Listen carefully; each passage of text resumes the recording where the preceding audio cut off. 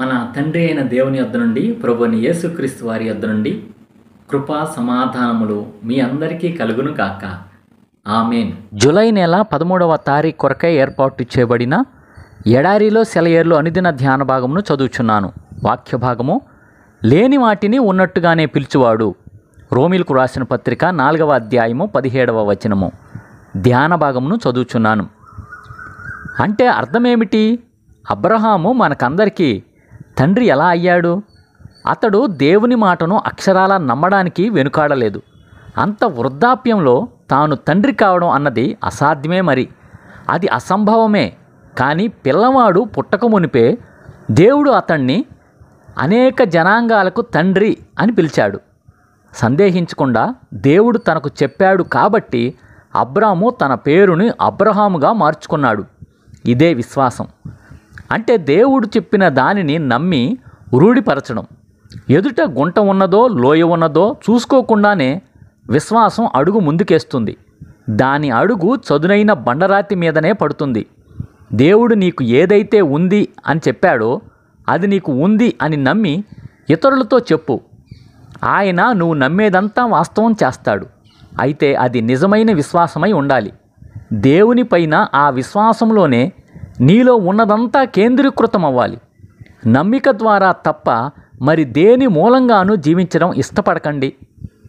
కళ్ళకు కనిపించే ప్రతి దీపము ఆరిపోయినా, నింగిలోని ప్రతి నక్షత్రానికి గ్రహణం పట్టినా, అంతా ఇడుములు చీకటి కప్పేసిన కేవలం దేవుడి నీలో విశ్వాసం అనే దీపాన్ని వెలిగించి తన తేజస్సును కాంతిని నీ హృదయంలో నింపితే చాలు. నీకేమీ పర్వాలేదు. నువ్వు వాలిన అపనమ్మకం కొమ్మ నుండి దూకేయాలి. ఇహలోకపు క్షేమాలనే గూడును వదిలి బయటికి రావాలి. విశ్వాసం అనే రెక్కలు విదిల్చి ఎగరాలి. పక్షి పిల్లలు కూడా మొదటిసారి బయటికి వచ్చినప్పుడు అవి అంతకుముందు ఎప్పుడూ ఎగిరి ఉండలేదు కదా. ఒక సమయం వస్తుంది ఎగరడానికి. నేల రాలిపోతానేమోనని భయం వాటికి ఉండవచ్చు. కానీ అవి క్రింద పడవు. వాటి రెక్కలు వాటిని గాలిలో నిలబెడతాయి.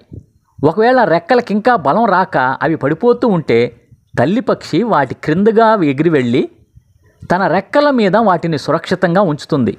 దేవుడు కూడా నిన్ను అలాగే ఎత్తిపడతాడు. కేవలం నమ్మిక మాత్రం ఉంచు. నిన్ను ఆయన ఎత్తి పట్టుకుంటాడు. అది సరే, నువ్వు ఇలా అనవచ్చు: క్రింద ఆధారం ఏమీ లేదే, ఎలా దూకనో? ఆ పక్షి పిల్లకి కూడా ఇదే సందేహం ఉంటుంది కదా. ఏమీ ఎందుకు లేదు? గాలి ఉంది కదా. గాలి మనం అనుకున్నంత బలహీనమైనది కాదు. పక్షుల్ని శూన్యంలో నిలబెట్టేది గాలే కదా. నీకు తెలుసు, దేవుని వాగ్దానాలు మనకున్నాయి. అవి బలహీనమైనవి ఎంతమాత్రమూ కాదు. నా బలహీనమైన పేద హృదయానికి అంత శక్తి కలుగుతుందని నాకు అనిపించడం లేదు. ఏమిటి?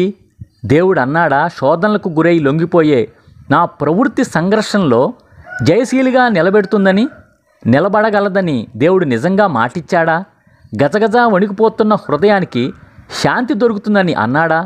నిజంగా అని ఉంటే అది అబద్ధం కానేరదు కదా. ఆయన అలా అని ఉంటే చెయ్యకుండా ఊరుకోడు కదా.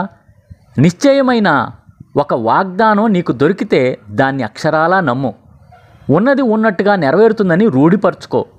ఈ ప్రమాణ వాక్యం నీ పక్షాన ఉంది. వాక్యమే కాదు, ఆ వాక్యాన్ని పలికిన దేవుడే నీకున్నాడు. నిజంగా చెబుతున్నాను, ఆయన్ని నమ్ము. ఇదే ఈ దినమునకై ఏర్పాటు చేయబడిన ఎడారిలో సెలయేర్లు అనుదిన ధ్యాన భాగము.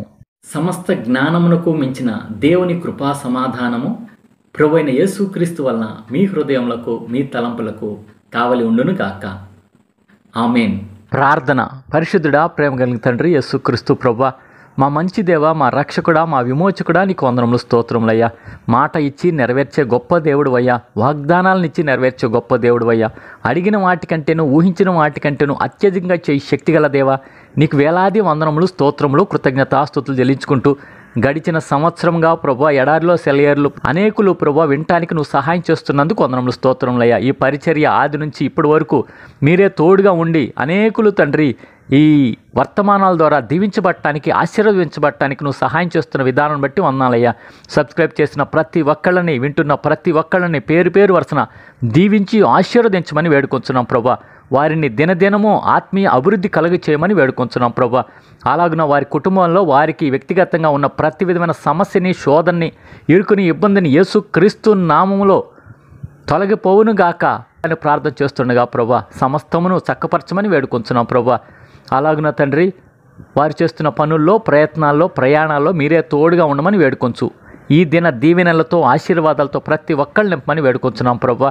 ఈ సమయంలో మరి ముఖ్యంగా అస్వస్థతగా ఉన్న బిడ్డలను బట్టి ప్రార్థన చేస్తున్నాం ప్రభా. ఎయిడ్స్తో కానీ, క్యాన్సర్తో కానీ, టీబీతో కానీ, అలాగున కిడ్నీ సంబంధిత వ్యాధులు, గుండె సంబంధిత వ్యాధులు, ఊపిరితిత్తులు సంబంధిత వ్యాధులు, శరీరంలో ఇంకా అనేకమైన రుగ్మతలు, మోకాళ్ళ నొప్పులతో బాధపడేవాళ్ళు ఉన్నారు ప్రభా. తలనొప్పితో బాధపడేవాళ్ళు ఉన్నారు ప్రభా. ఇంకా అనేక విధమైన చెప్పుకోని రుగ్మతలతో బాధపడేవాళ్ళు ఉన్నారు. వారందరినీ ప్రభా నీ యొక్క రక్తంతో యేసుక్రీస్తు నామములో స్వస్థత కలుగును గాక అని ప్రార్థన చేస్తున్నాం ప్రభా. స్వస్థపరిచి నీ నామానికి మహిమ తెచ్చుకుంటూ వారి యొక్క విశ్వాసాన్ని వృద్ధి పొందించమని నజరేయుడైన యేసు నామంలో ప్రార్థించి వినయంగా వేడుకొంచున్నాము తండ్రి. ఆమేన్. ఎడారిలో సెలయేర్లు ఉంచిన ప్రియమైన సహోదరి సహోదరులారా, మీరు పొందుతున్న దీవెనలు, ఆశీర్వాదాలు, ఆత్మీయ మేలులను బట్టి మీరు ఈ యొక్క కార్యక్రమాన్ని ఇతరులకు కూడా పంచుకోవాల్సిందిగా ప్రేమతో మనవి చేయుచున్నాను. లైక్ చేయండి, షేర్ చేయండి, సబ్స్క్రైబ్ చేయకపోతే సబ్స్క్రైబ్ కూడా చేయండి.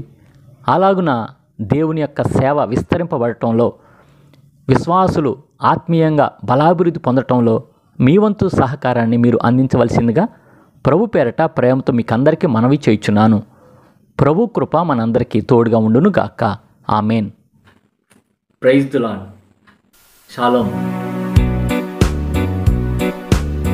ఈరోజు దేవుని వాగ్దానము, నిన్ను ఎత్తుకొనుచు రక్షించువాడను నేనే. యెషయా 46 అధ్యాయము 4వ వచనము.